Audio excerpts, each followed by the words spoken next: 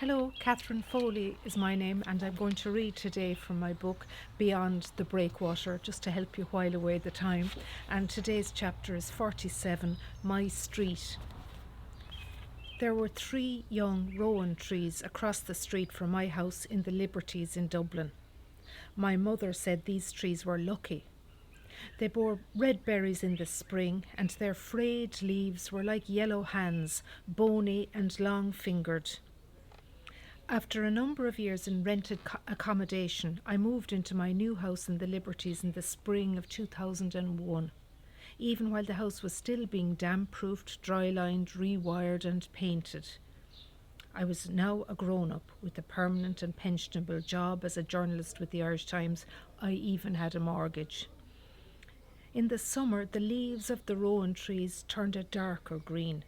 Sometimes I saw little boys running under the branches, but that didn't happen too often, because the trees were off limits really, in a narrow space behind the tall railings that fronted a block of flats.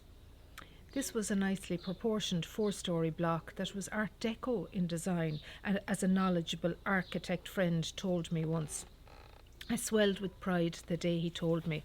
We both looked across at my new inner city neighbours and enjoyed the straight lines that curved stylishly at the top, around windows and corners, the rigid divisions between the stories, and the newly cleaned red sandstone brickwork.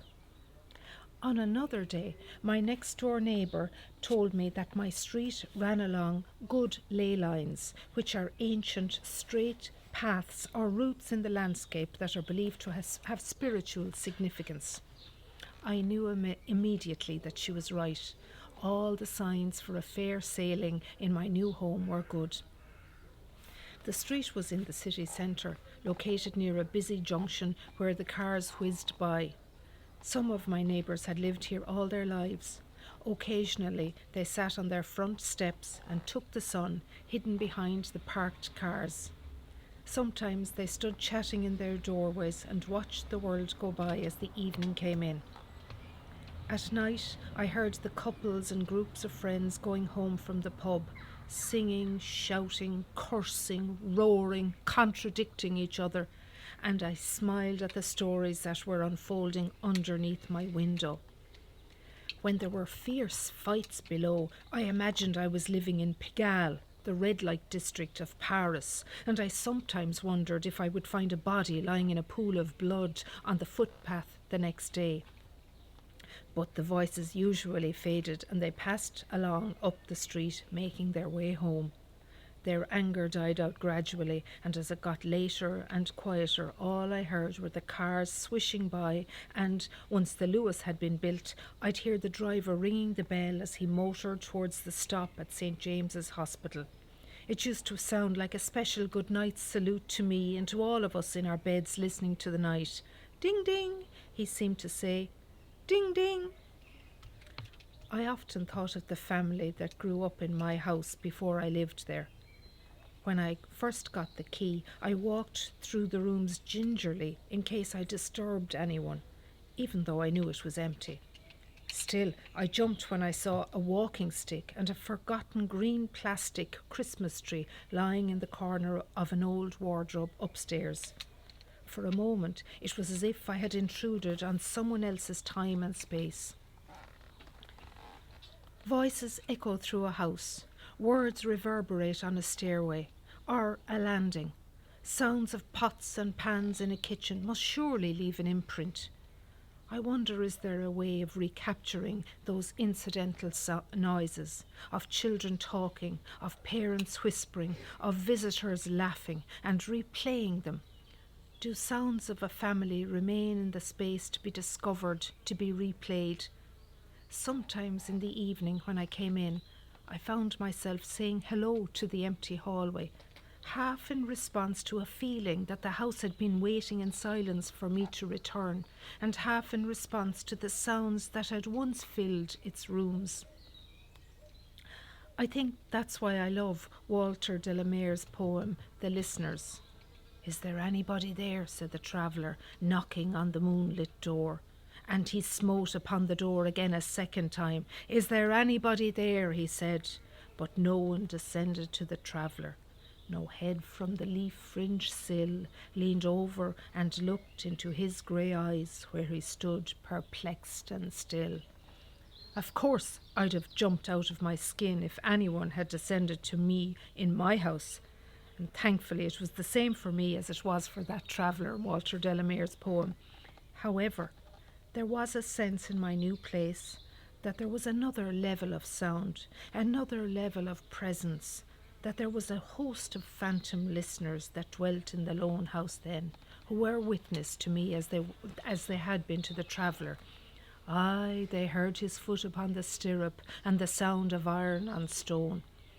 So when I first moved in, I set about stripping the walls. There were several layers of wallpaper in each room.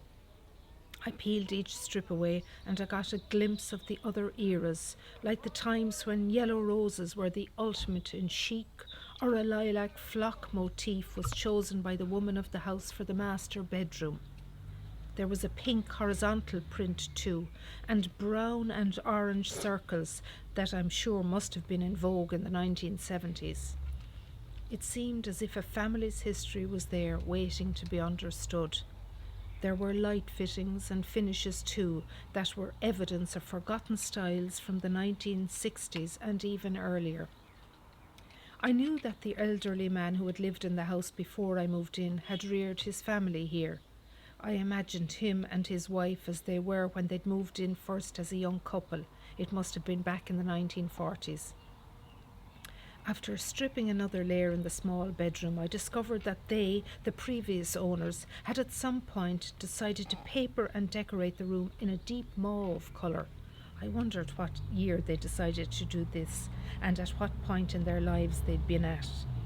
They must have chosen the paper and matched it with a certain colour of paint, with light fittings and a style of carpet or linoleum for the floor.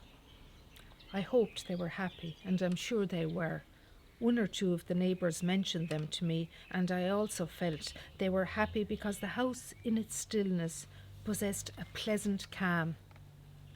Yes, the more I thought about it, I came to believe that a family's memories could linger in a space, that their voices only need to be tuned into in order to be heard.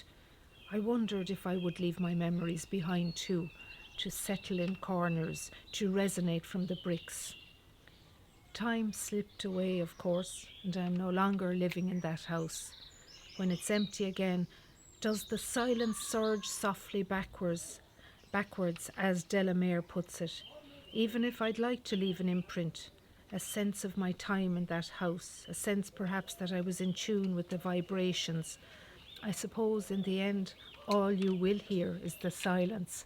So that's all for today. Thank you for listening. Bye. Talk to you tomorrow.